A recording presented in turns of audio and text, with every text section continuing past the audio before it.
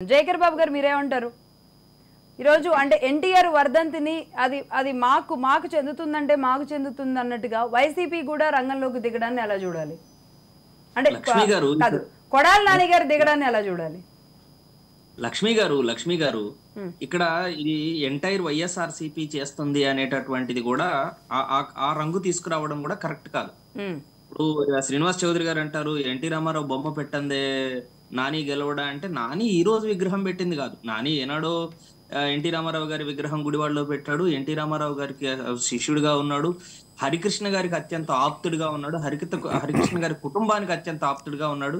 వాళ్ళతో ఏ పార్టీలో ఉన్నప్పటికీ కూడా ఆయన ఎన్టీ రామారావు కుటుంబానికి అట్లాగే మన హరికృష్ణ గారి కుటుంబానికి చాలా దగ్గరగా ఉన్నాడు. ఆయన ఇప్పుడే కాదు, ఎప్పటి నుంచో జరుగుతున్నది కొడాలి నాని ఆయన చేస్తున్నటువంటి దాన్ని కొత్తగా వీళ్ళేదో రాజకీయం చేస్తూ మాట్లాడుతున్నారు తప్ప, ఇప్పుడు కొత్తగా రాజకీయ లబ్ధి కోసం తెలుగుదేశం పార్టీ ప్రయత్నం చేస్తుంది, ప్రాకులాడుతోంది తప్ప నాకు తెలిసినంత వరకు కొడాలి నానికి కొత్తగా చేసేది ఏం లేదు. కొడాలి నాని ఇంతకు ముందు నుంచి ఆ కుటుంబానికి సంబంధించినటువంటి ఎన్టీ రామారావుని కానీ జూనియర్ ఎన్టీఆర్ గాని నెత్తిన పెట్టుకొని చూసుకుంటున్నటువంటి పరిస్థితి ప్రజలందరికీ విదితమే. దాన్ని వీళ్ళు ఇప్పుడు కాంట్రవర్సీ ఏమండి, జూనియర్ ఎన్టీఆర్ గారితో మేబీ సత్సంబంధాలు ఉండొచ్చు. మేబీ అంటే సినిమాలు వీళ్ళంతా కలిసి చేశారు. నాని గారికి టికెట్ రావడానికి కూడా కారణం జూనియర్ ఎన్టీఆర్ గారే అని చెప్తూ ఉంటారు టీడీపీ శ్రేణులు. చంద్రబాబు నాయుడు గారు అప్పుడు ఒప్పించారు 2009లో అని.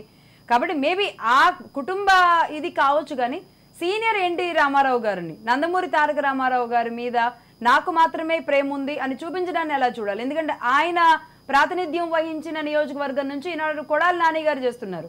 తెలుగుతనం గొప్పతనాన్ని యావత్ దేశానికి తెలిపిన ఎన్టీ రామారావు గారు ఈరోజు బూతుల సంస్కృతిని ఈరోజు కొడాలి నాని గారు తీసుకెళ్తున్నారు అనేది ఈరోజు ఆంధ్రప్రదేశ్లో అనేక మంది మాట్లాడుకుంటున్నారు, ఇంక్లూడ్ వైసీపీ నాయకులతో సహా.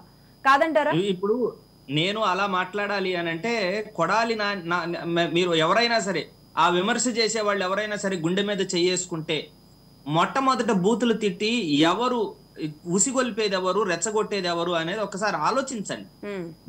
అందున రెండోది, వైఎస్ఆర్ కాంగ్రెస్ పార్టీలో కొడాలి నాని ఒక్కడే బూతులు మాట్లాడేవాడు కాదు.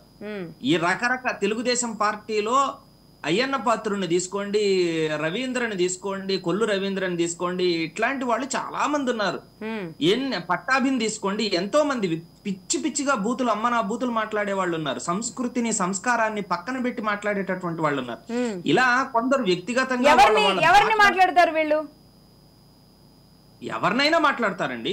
అదే ఇప్పుడు కొడాలి నాని గారు ఎవరిని మాట్లాడతారంటే టక్కున 4 పేర్లు చెప్పొచ్చు.